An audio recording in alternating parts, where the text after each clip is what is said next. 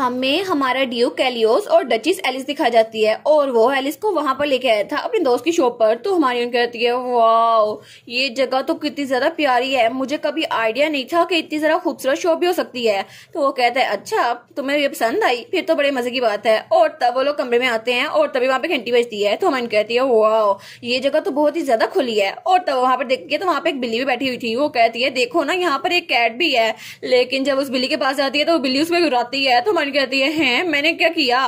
तो तब हमारा कैलियोस कहता है अच्छा तो तुम यहीं पर थी सैली, तो असल में ये ऑनर की कैट है। तो सैली उसको देखकर स्माइल करती है। तो हमारा ड्यूक उसके पास आता है तो वो बिल्ली वो उसके साथ बिल्कुल मानूस हुई थी। तो डचिस कहती है कि यार ये तुम्हारे साथ बिल्कुल भी नाराज नहीं हो रही ड्यूक। तो वो कहता है मैं यहाँ पर आता रहता हूँ ना, और जब ये बेहोश हुई थी ना तो इसको मैं यहाँ पर लेकर आया था, है ना सैली। तो हमारी सोचती है अच्छा तो ये यहाँ के ओनर को जानता है, अच्छा तो मुझे लगता है शायद इसीलिए यहाँ पर मुझे लेकर आया है। वो कहते हैं लेकिन ड्यूक आखिर यहाँ पर कोई है क्यों नहीं, क्या ये जगह ओपन भी है या फिर हम ऐसे किसी शॉप में घुस आए हैं।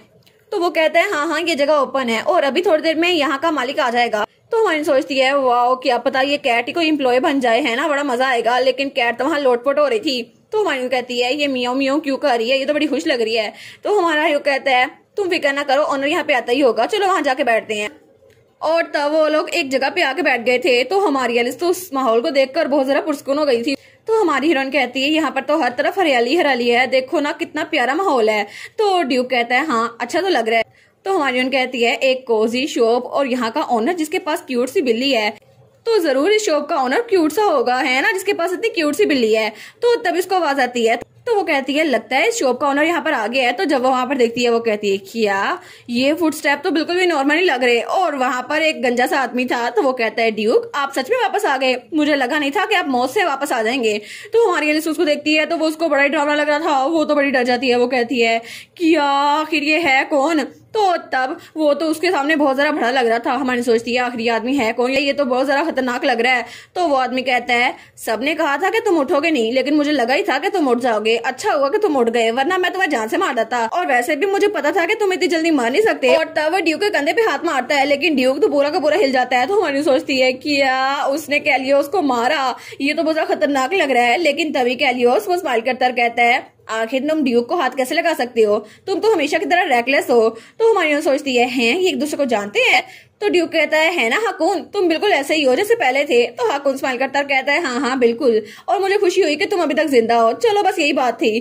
तो फिर वो कहता है लेकिन अभी मैंने तुम्हें पंच मारा है और तुम पीछे हो गए, हालांकि तुम मर के जिंदा हुए हो, लेकिन फिर भी ये पंच तुम्हारे लिए बहुत ज्यादा लग रहा है। तो ड्यूक कहता है हाँ बड़ी फनी बात थी, मुझे हंसी नहीं आई। तो वो कहता है लेकिन फिर भी अच्छा हुआ तुम रिकवर हो गए हो, आई गैस मुझे अब तुम्हारे लिए कॉफिन तैयार नहीं करना पड़ेगा। तो वन कहती है क्या कॉफिन। तो वो कहता है हाँ वॉलनट पाई कॉफिन मुझे तुम्हारे लिए तैयार करना था, लेकिन चलो अच्छा है मुझे अब इतनी मेहनत नहीं करनी पड़ेगी। तो हमारी सोचती है क्या वॉलनट पाई का कॉफिन, वो तो बड़ी परेशान हो गई थी। तो वो कहता है ठीक है कॉफिन को बोलो जरा यहाँ पे मिलो, ये है डचीज। तो वो उसके सामने झुकता है और कहता है ओ माई आपको देखकर बहुत ज्यादा खुशी हुई, मैं आपसे लेट मिल रहा हूँ लेकिन मैं यहाँ का शेफ और यहाँ का ओनर हूँ हाकुन। तो वन कहती है आपसे मिलकर बड़ी खुशी हुई। तो तब वो कहता है आपसे मिलकर बहुत ज्यादा खुशी हुई डचीज, मैं यकीन नहीं कर सकता कि एक छोटा सा बच्चा जो कभी मेरे साथ जंग में गया था अब उसकी शादी हो गई है, वो भी इतनी खूबसूरत लड़की से।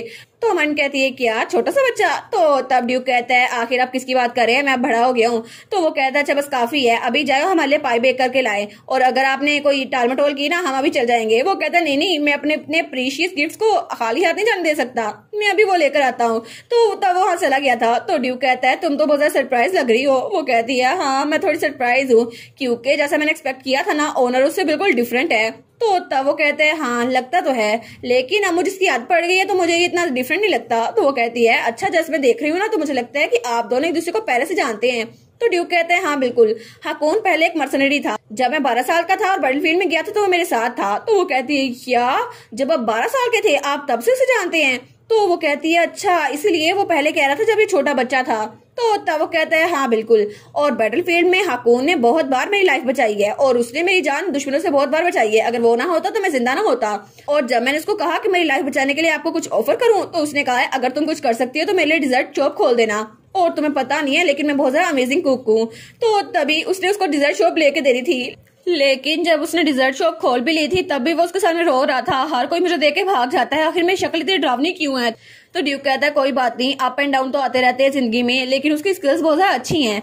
और इसीलिए हम लोग अभी तक टच में रहे हैं। तो मन सोचती है अच्छा तो इसीलिए शायद इसीलिए ऐसे स्माइल कर रहा है। और ड्यूक तो बड़ी प्यारी स्माइल दे रहा था। वो सोचती है ये एटमॉस्फेयर तो बिल्कुल डिफरेंट लग रहा है, जब शो पे हम दाखिल हुए थे ना उससे बिल्कुल डिफरेंट। लेकिन मुझे कभी लगा नहीं था कि मैं ड्यूक की स्माइल करती हुई शक्ल देखूंगी। ये तो बहुत नाइस लग रहा है। और तब वो ड्यूक को बड़े प्यार से देखी जा रही थी। तो ड्यूक कहता है आई एम सॉरी, मैंने आपके साथ पर्सनल स्टोरी शेयर कर दी है। वो कहती नहीं कोई बात नहीं, आपकी स्टोरी सुनकर मुझे बहुत ज्यादा अच्छा लगा ड्यूक। वो कहता है अच्छा लगा तो इसका मतलब है आप मेरे में फाइनली इंटरेस्ट ले रही हैं। वो कहती है क्या इंटरेस्ट? वो कहती है नहीं आखिर कन्वर्सेशन कहाँ जा रही है, मेरा मतलब था कि आप दोनों का बॉन्ड बहुत ज्यादा अच्छा है। वो कहता है अच्छा, तो मुझे लगा शायद मुझे अपनी होप्स हाई करनी चाहिए, मैं ऐसे बिला वजह अपनी उम्मीद बढ़ा रहा था। वो कहती है क्या, किस चीज की उम्मीद?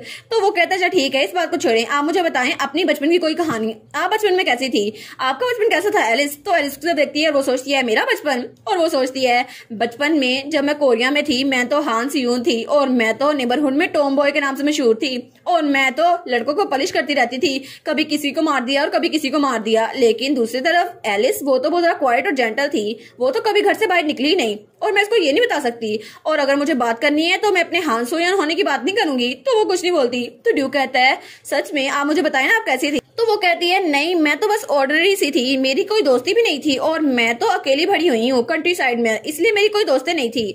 तो वो कहता है अच्छा तो बाकी यंग लेडीज की तरह आपको इंपीरियल फैमिली या कैपिटल में कोई इंटरेस्ट नहीं था? तो वो कहती है नहीं कोई भी नहीं। तो वो कहता है कोई बात नहीं, मुझे थोड़ी डिटेल भी बता दें, अगर आपको मुझे बताना है तो कुछ ना कुछ तो बता देना, मुझे आपके बारे में जानना है। तो मन कहती है क्या? वो कहती है नहीं मेरे बारे में कुछ भी इंटरेस्टिंग नहीं है, और वैसे भी मैं ऐसी पोजीशन में थी नहीं कि कुछ चीजें एंजॉय कर सकूं, मैं तो बहुत ज्यादा ऑर्डिनरी थी। तो ड्यूक कहता है अच्छा तो ऐसा है, और वो तो बहुत ज्यादा उदास हो गया था। तो मन कहती है क्या इसके एक्सप्रेशन ऐसे क्यों हैं, मुझे ऐसा क्यों लग रहा है कि जैसे ये बहुत ज्यादा नाउम्मीद हो गया है मेरी बात सुनकर, और इसकी तरफ देख के तो मुझे ऐसा लगता है जैसे ये जानबूझ के मेरी रूह में झांक रहा है, जैसे ये मेरे बारे में जानना चाहता है। लेकिन वो सोचती है मुझे लगा था ये सिर्फ आउट ऑफ क्यूरियोसिटी पूछ रहा है मेरे पास के बारे में, लेकिन आखिर ये पता क्या लगाना चाहता है, कहीं इसको मुझ पर शक तो नहीं है? लेकिन अगर ऐसा है तो मेरे लिए बहुत ज्यादा मुश्किल हो जाएगी, क्योंकि मैं तो असल में एलिस हुई नहीं।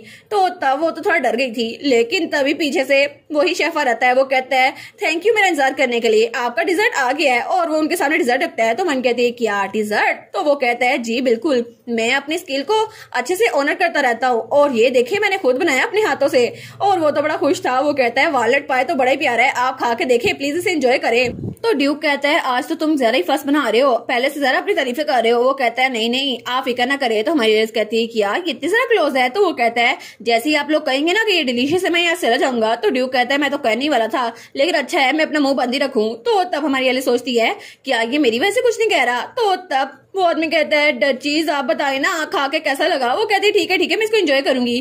तो तब ड्यूक उसके साथ स्माइल करके देखता है, तो हमारी हीरोइन वो स्माइल करती है। वो सोचती है ठीक है ये ठीक रहेगा, वॉलेट पाए है कितना ही बुरा हो सकता है, जरूर मजेदार होगा, इसलिए तो ड्यूक मुझे यहाँ पर लेके आया है ना, तो मैं इसको ट्राई करके देखती हूँ। और इसी के साथ ये वाला पार्ट यहीं पर ख़त्म। तो आप लोग बताइएगा आप लोग को ये पार्ट कैसा लगा, और वीडियो को लाइक और चैनल को सब्सक्राइब लाजमी कीजिएगा। बाकी वीडियोस का लिंक भी स्क्रीन पर नज़र आ रहा होगा, तो काइंडली उनको भी चेकआउट कर ले। और thank you so much for watching my videos. Stay safe, bye bye.